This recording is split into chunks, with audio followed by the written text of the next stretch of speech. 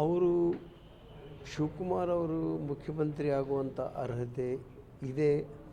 ಈಗಾಗಲೇ ಉಪಮುಖ್ಯಮಂತ್ರಿ ಆಗಿದ್ದಾರೆ. ಅದಕ್ಕೆ ಗ್ರೀನ್ ಸಿಗ್ನಲ್ ಕೊಡೋರು ದೆಹಲಿಯ ಹೈಕಮಾಂಡ್ನವರು. ಅವ್ರು ಯಾವಾಗ ಕೊಡ್ತಾರೋ ಅವಾಗ ಆಗ್ತಾರೆ ಅಷ್ಟೇ. ಶಿವಗಂಗಾ ಹೇಳಿದ್ರಂತ ನಾಳೆಗೆ ಆಗೋದಿಲ್ಲ. 6ನೇ ತಾರೀಕಿಗೆ ಅಂತ ಹೇಳಿ ನಮ್ಮ ಇಕ್ಬಾಲ್ ಅವರು ಹೇಳಿದ್ದಾರಲ್ಲ, ರಾಮನಗರ ಶಾಸಕ. ಹಾಗೆ ಅವ್ರ ಬಾಯಿಯಲ್ಲಿರುವಂಥ ಆದೇಶ ಇದರಲ್ಲಿ ಇಲ್ಲ. ಈ ಆದೇಶ ಹೈಕಮಾಂಡ್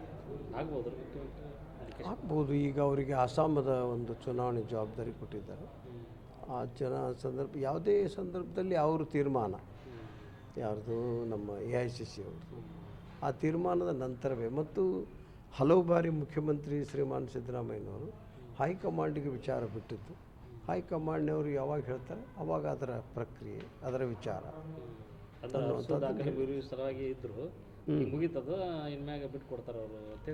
ಅಂದರೆ ಇನ್ನೊಂದು ವಿಷಯ ಇಲ್ಲಿ ಏನು ಬರ್ತದೆ, ಅದು ದಾಖಲೆ ಮುಗಿದೋಯ್ತು.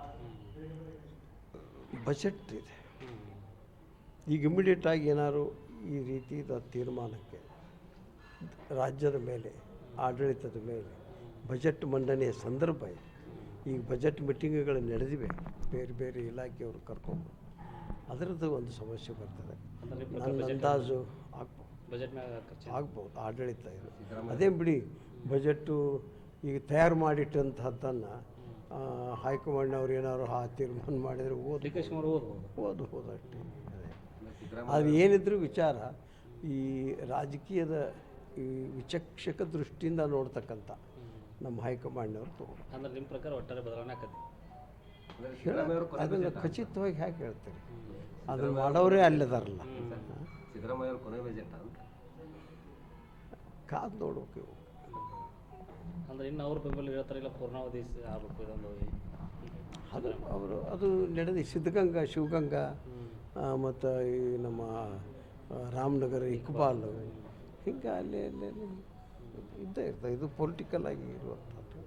ಬಟ್ ನನ್ನ ಒಬ್ಬ ಸುಮಾರು 42 ವರ್ಷದಿಂದ ಕಾಂಗ್ರೆಸ್ ಕಾರ್ಯಕರ್ತನಾಗಿದ್ದೇನೆ.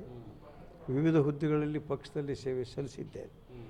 ಪ್ರದೇಶ ಕಾಂಗ್ರೆಸ್ ಸಮಿತಿಯ ಕಾರ್ಯದರ್ಶಿಯಾಗಿ 10 ವರ್ಷ, 5 ವರ್ಷ ರಾಜ್ಯ ಯುವ ಕಾಂಗ್ರೆಸ್ ಅಧ್ಯಕ್ಷನಾಗಿ, 2 ಬಾರಿ ಶಾಸಕನಾಗಿ, 5 ಬಾರಿ ಬೋರ್ಡ್ ಅಧ್ಯಕ್ಷನಾಗಿ. ಇದನ್ನು ಯಾರೂ ಮಾತಾಡಬಾರ್ದು. ಇದನ್ನು ಮಾತಾಡೋ ಹಕ್ಕು AICCಗಿದೆ. ಇವ್ರಕ್ಕರ ಅವ್ರಕ್ಕರ ಇದು ನಮ್ಮ ಕೆಲಸನ ಅಲ್ಲ. ನಮಗೊಂದು ಜನ ಆರಿಸಿ ತಂದಿರ್ತಕ್ಕಂಥ ಕೆಲಸ ಕೊಟ್ಟಾರೆ. ಆ ಅಭಿವೃದ್ಧಿ ಹತ್ರ ನಮ್ಮ ಗಮನ ಇರಬೇಕು ಹೊರತಾಗಿ ಮನೆ ಯಜಮಾನ ಮೇಲೆ ಅದನ್ನು ಬಿಟ್ಬಿಡು.